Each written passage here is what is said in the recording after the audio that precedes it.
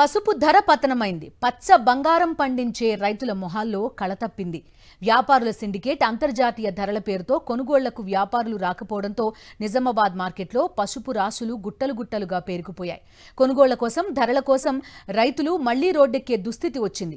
పసుపు బోర్డు వచ్చినా ఆశించిన ధరలు కాదు కదా, గత సంవత్సరం ఉన్న ధర కూడా అందడం లేదు. 12,000 ఇస్తామన్న కాంగ్రెస్ పార్టీ వరంగల్ డిక్లరేషన్ గాల్లో కొట్టుకుపోయింది. ధర లేక పసుపు రైతులు దగాకు గురవుతున్నారు. ఇదే అంశంపై గ్రౌండ్ రిపోర్ట్. నిలువు దోపిడీకి గురవుతున్నారు. వ్యాపారులు సిండికేట్గా మారి ధర తగ్గించి నష్టాల్లోకి నెట్టేస్తున్నారు. పసుపు బోర్డు వచ్చినా కానీ ఆశించిన ధరలు లేక పసుపు రైతులంతా తెల్లమొహాలేయాల్సిన పరిస్థితి ఏర్పడింది. మరోవైపు రోడ్లెక్కి ఆందోళనలు కూడా దిగుతున్నారు పసుపు రైతులు. ఆరుగాలం కష్టించి పండించిన పంటను కళ్ల ముందే దళారులు దోచుకుంటుంటే రైతుల గుండెలు తరుక్కుపోతున్నాయి. పసుపు పంటను ఎంతో భక్తితో సాగు చేసే రైతులను నిట్ట నిలువున ముంచేస్తున్నారు దళారులు. సిండికేట్గా మారి మోసం చేస్తున్నారు. క్వింటాల్ పసుపుకు కనీసం 10,000 రాని దుస్థితి.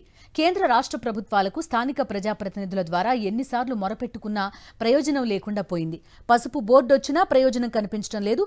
దశాబ్దాల దోపిడీ మళ్లీ కొనసాగుతోంది. రైతులను ఆదుకుంటామనే మాటలు కోటలు దాటు ప్రయోజనం మాత్రం గడప దాటడం లేదు. ఈ పరిస్థితుల్లో ఇక ఉద్యమమే శరణ్యమని ముందుకు కదులుతోంది రైతాంగం.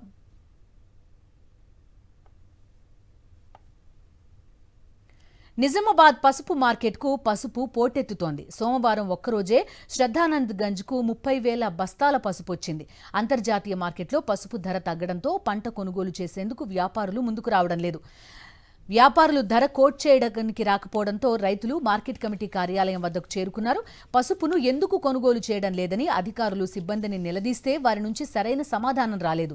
కోపోద్రిక్తులైన రైతులు మార్కెట్ యార్డ్ నుంచి ప్రధాన బస్టాండ్ వరకు చేరుకుని ధర్నాకు దిగారు.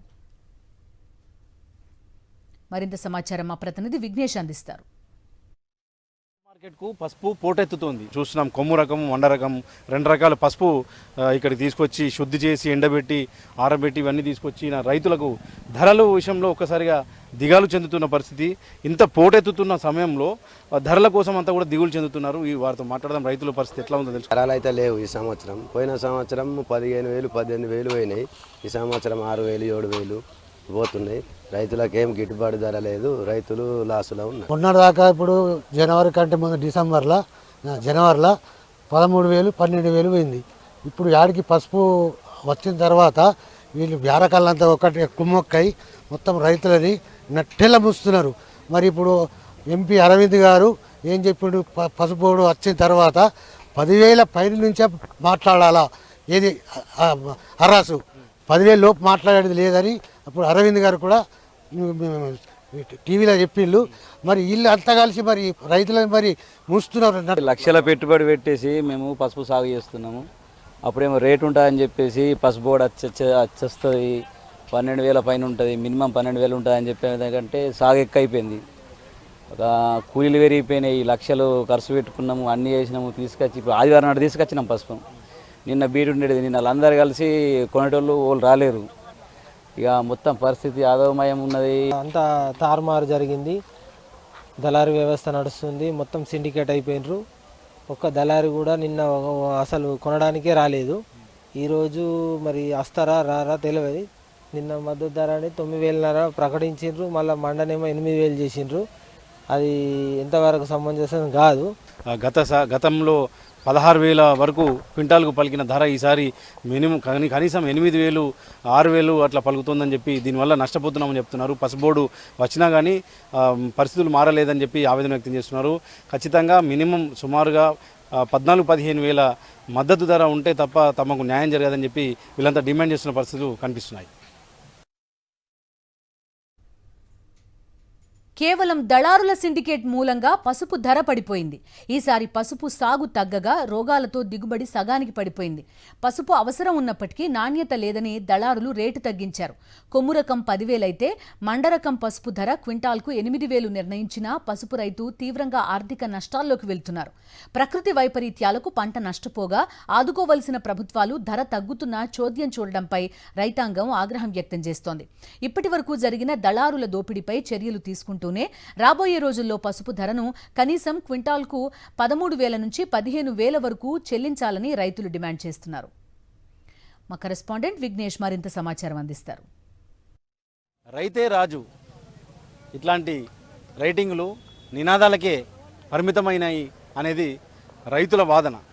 ఈ రైతులంతా కూడా ఇప్పుడు పసుపు మార్కెట్కు, నిజామాబాద్ పసుపు మార్కెట్కు పసుపు తీసుకొస్తే వీళ్ళకంతా కూడా ధరలు లేక దిగాలు చెంది తెల్లమొహాలేయాల్సిన పరిస్థితి ఇక్కడ నిజామాబాద్ మార్కెట్లో ఏర్పడుతుంది.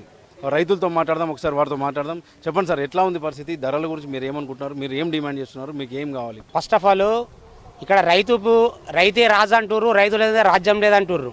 పసుపు రైతులకు పసుపు బోర్డు వచ్చింది, మద్దతు ధర వస్తుందని చెప్పేసి రాజకీయ నాయకులు అంటుర్రు.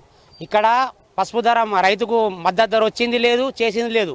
నిజామాబాద్ మార్కెట్లో 10,000కు తక్కువ లేదని చెప్పేసి అధికారులు చెప్తుర్రు. ఇక్కడ రైతుకు వచ్చేది మాత్రం 8,000, 7,500, 8,000, 9,000 లాస్ట్ వస్తుంది.